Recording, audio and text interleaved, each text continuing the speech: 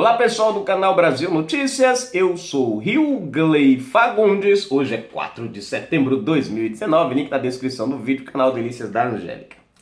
Bom, resolveram fazer uma sessão solene para os 50 anos do Jornal Nacional na Câmara. O engraçado disso é que praticamente nem os integrantes do Jornal Nacional apareceram por lá, né? Ou os integrantes da Globo, não sei, enfim. Bom, vamos à matéria, né?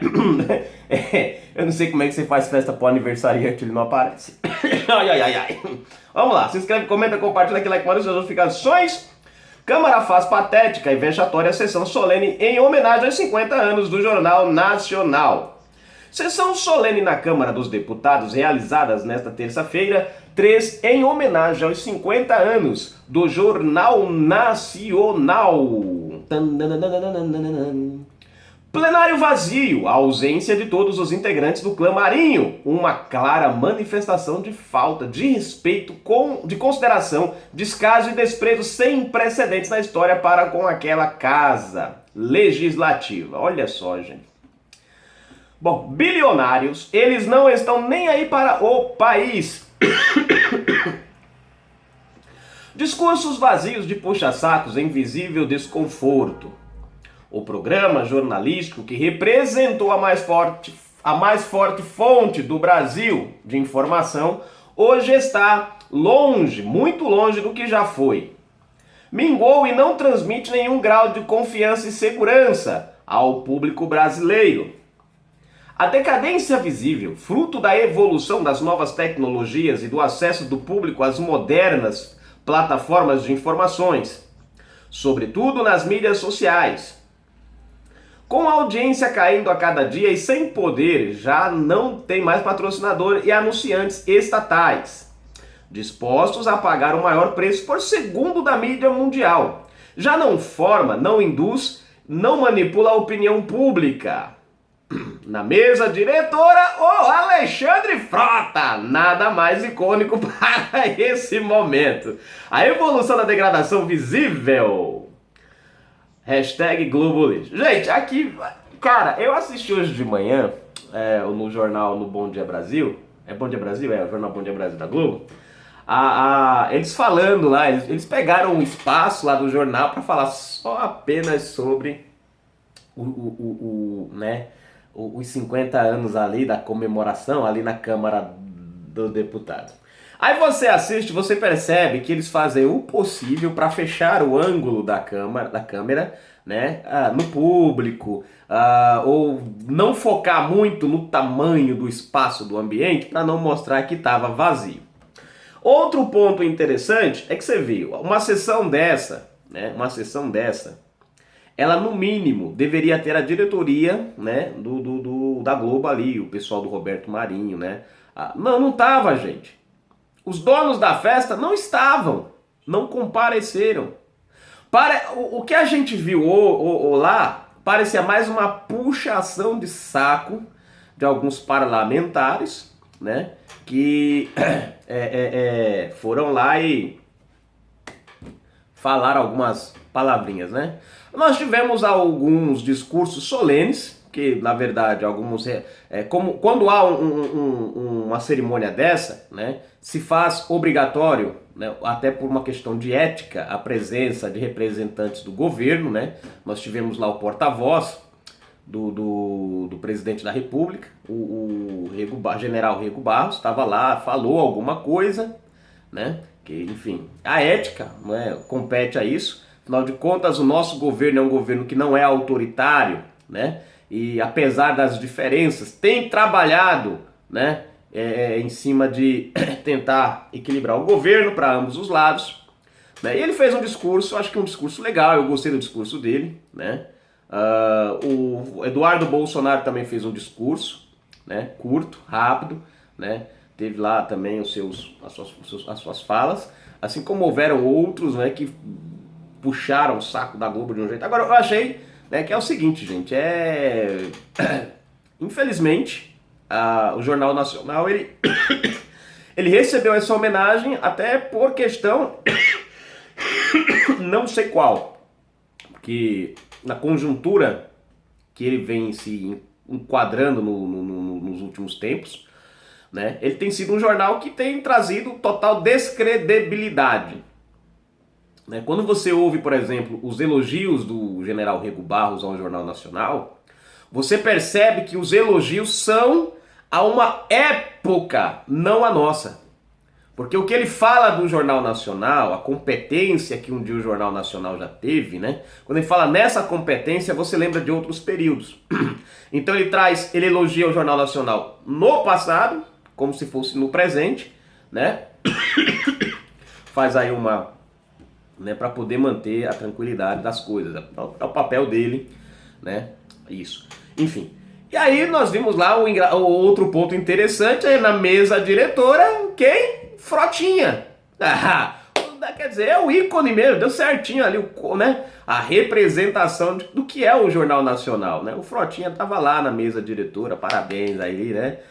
Enfim, você vê, gente, que o cara perdeu tanta moral que até é motivo de chacota o cara tá numa posição que deveria ser importante, né?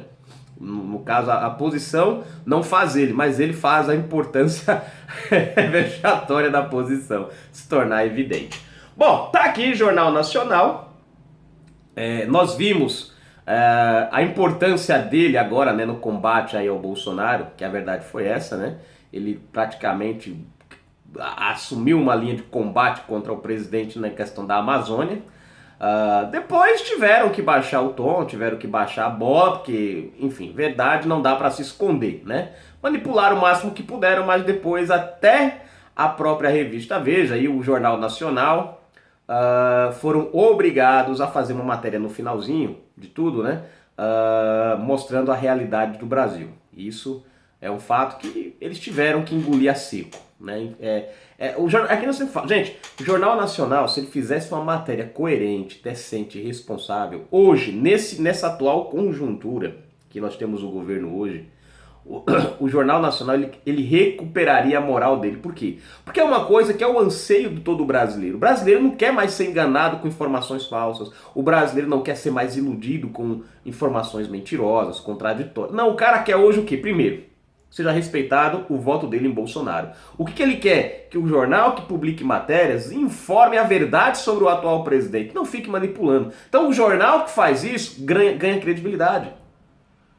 Se tiver coisa errada no governo Bolsonaro, mostre o que está errado. Mas não fica manipulando nem com matérias tendenciosas como a questão do PIB, por exemplo, né? O que eles fizeram lá? PIB aumenta tal, mas... Aí veio o mas para dar uma desqualificada, né? Quer dizer, é uma clara tendência de não aceitar os fatos e tentar distorcer ou tentar manchar tudo aquilo que parece ser bom. Então, o jornal que fizer isso vai ganhar credibilidade do brasileiro. Porque o brasileiro não quer... O que a gente não quer não é que a imprensa passe a mão na cabeça do Bolsonaro e esconda os podres. O que a gente quer é que a verdade apareça. Se tem coisa errada, publique as coisas erradas. Se tem coisa boa, publique o que é bom. É igual a questão do Flávio Bolsonaro. A gente não está aqui para defender o cara. Se tem coisa errada, vamos correr atrás, vamos, né, expor. Agora... O que não pode é você pegar uma situação, dar a ela uma amplitude maior do que o que existe nela e depois, em cima disso, querer manipular a opinião popular. Né? Errado é errado, certo é certo. Corrupção é corrupção, honestidade é honestidade. Né? E o que a Globo tem feito, né, ultimamente, é longe disso. É matérias com... pega um fundo de verdade e depois, né, você vê, pegaram dados do INPE, pegaram dados de satélites que eram do tempo de Lula, de Dilma, e publicaram como se fosse de agora, né? Depois vieram com um papinho, né, de não, porque as nuvens atrapalham, tal, coisa que o Bolsonaro já havia dito em relação ao INPE, né? Lá atrás, no começo, que eles mesmos criticaram, e essa mesma crítica eles acabaram tendo que aceitar e fizeram uma matéria falando sobre, às vezes, os dados não são precisos por conta de alguns fatores da natureza, que atrapalham, né, a leitura do satélite. Coisa que lá atrás eles criticaram. Então, para vocês verem como eles são. Né? Então, o que a gente quer da imprensa, do jornal, não é que eles encubram os erros. Não, é que sejam sucintos, verdadeiros. É errado, verdade é verdade. Que nem citei o caso do Flávio Bolsonaro. Usaram o caso do Flávio Bolsonaro, trouxeram à mídia uma coisa que não existe. Culparam o Flávio Bolsonaro, né, pela questão do TOEFL e da canetada lá suspendendo o COAF.